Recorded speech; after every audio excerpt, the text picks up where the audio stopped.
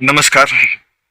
मध्यस्थी हा असा संसार लग्न विवाह जोडण्यासाठी हा खूप महत्वाचा भाग असतो, जो तुमच्या आमच्या जीवनामध्ये येऊन गेलेला असेल. कदाचित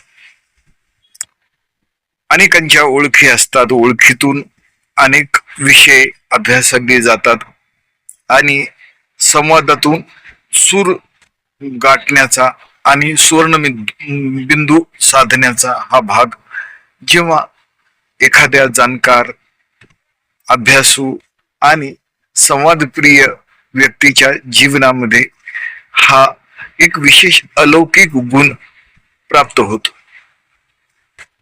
संसार जुळवणं, लग्न जुळवणं. संसार हा दोन जीवाचा, स्त्री पुरुष यांचा आहे आणि लग्न जुळवणं हा देखील तारेवरची कसरतीचा भाग आहे. मित्र, मध्यस्थ प्रत्येकाला हवाच असतो, त्याशिवाय विवाहातील अनेक घडामोडी पुढे जात नाहीत. कौशल्य, संवाद आणि नेटकेपण दोन्ही पिढ्याचं स्वभावांचं विविध गुण कळू येतात.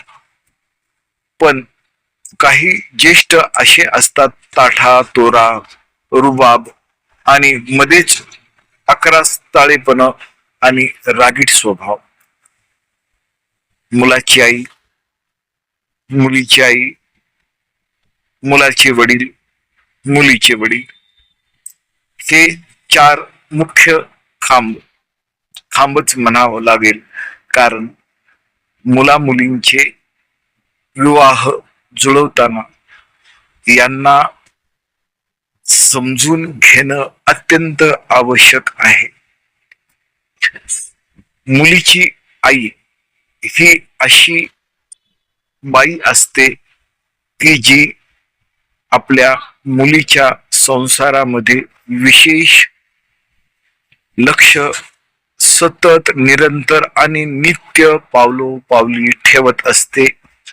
सतत तिचा फोन मुलीच्या जीवनामध्ये सल्ला आणि कसं वागायचं, कसं बोलायचं, किती आपलं स्वतःच हित जपायचं हा भाग आहे.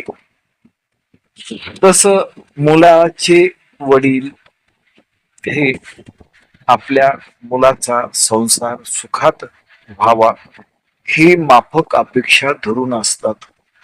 कमवलेलं असतं शेवट मुलाला हे संपत्ती, धन सर्व काही त्याच्या स्वाधीन असतं आणि त्यामुळे तो बिचाराच म्हणावं लागेल. तो मुकेपणानं हा सारा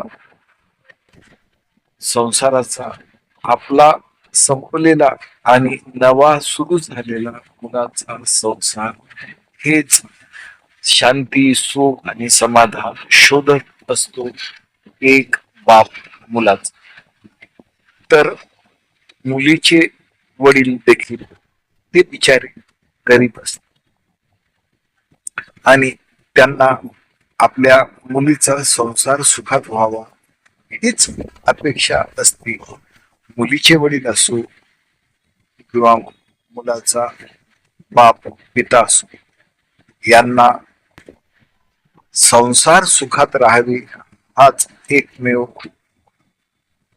लक्ष असतं आणि लक्षपूर्वक ते दोघांना जुळवत घेण्याचं सल्ले देत असतात आणि मुलाचं आयुष्य हे सुरळीत सहज जावं एवढीच माफक अपेक्षा असते. संवाद कौशल्य हा असा गुण असतो जो मुलीच्या आईकडून अपेक्षित असतो आणि मुलाच्या आईकडून देखील. पण आजकाल हा फोनचा जमाना आणि सतत सल्ले देण्याची भूमिका पुरुषांकडे विशेष नसते. ते बिचारे आपलं दैनंदिन जीवन जगण्यात समाधान मानतात आणि तेच त्यांचं सुख असतं. कारण आयुष्यभर भरपूर कष्ट केलेले असतात. उर्वरित काळ सुखात जावा एवढीच माफक अपेक्षा असते.